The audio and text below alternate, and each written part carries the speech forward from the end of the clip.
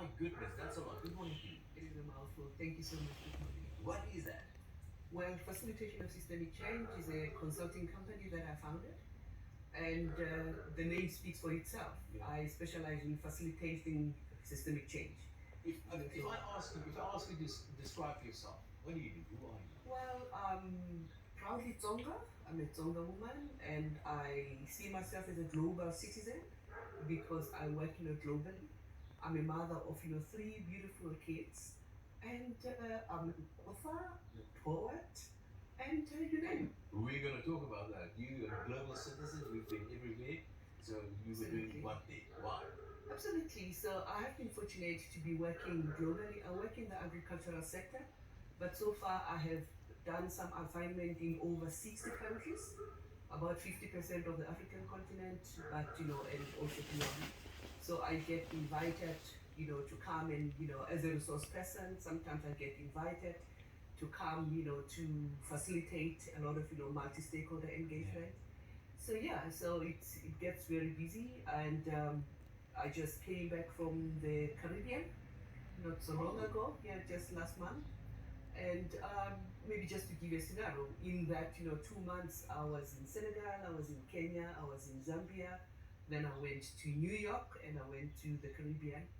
And my travel schedule is actually scheduled from now up until the end of the year. I'm actually going to Uganda. Quite hectic. Yeah, absolutely. So you're in agriculture, and you got there, apparently got there through the back door, as you say. You've got the perfect job.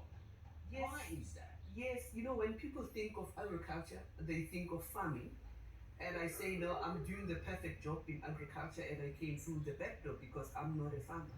But I found my niche in the agricultural space. And perfect, not because my job is perfect, but I use perfect as an acronym to articulate what I do in the sector. Maybe just quickly, I work in the policy space, so I support policymakers, including the UN, education, that is the E. I work with researchers, farming, that everybody think agriculture is all about, but there's extension and advisory services, there's communications and technologies and trade. So at any given time when I'm traveling, you can actually ask me which of the perfect letter am I doing at that particular time, because I'm working across the perfect. Agriculture is not what it used to be. It's not just one of those dirty industries that it used to be. Today, agriculture is quite advanced. Absolutely. Very much a part of the mainstream economy. But you are also a recipient of the National Orders in 2021, and that's the Order of the Baobab Bronze. Yes. That's amazing. I mean, that's something really to be proud of. No, it is, and it came as a surprise. I felt very humbled, so really an Order of the Baobab. But as I look back at my life and how fortunate I am, I actually looked at the baobab as something that symbolizes my life.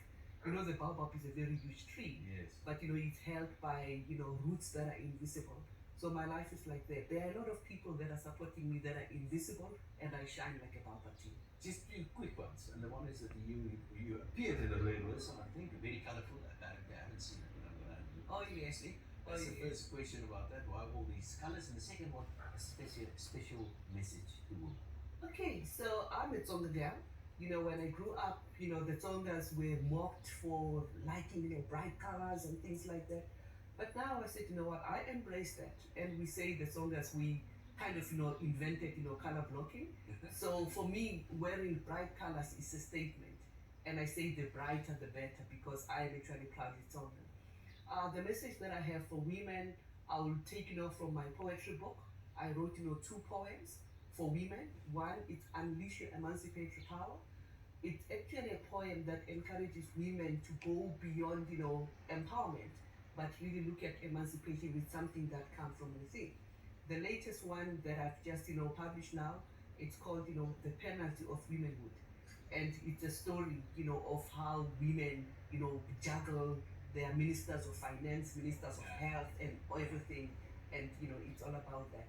Wonderful talking to you. Thank you very much for coming to this morning. Thank you for inviting me. So Dr. Hlami en Nuenya, ek sê vir julle formidabele vrouens hier by ons in die ateljee volgende. Net hier na kyk Charlene, saam met nog 'n formidabele diva in die vermaak.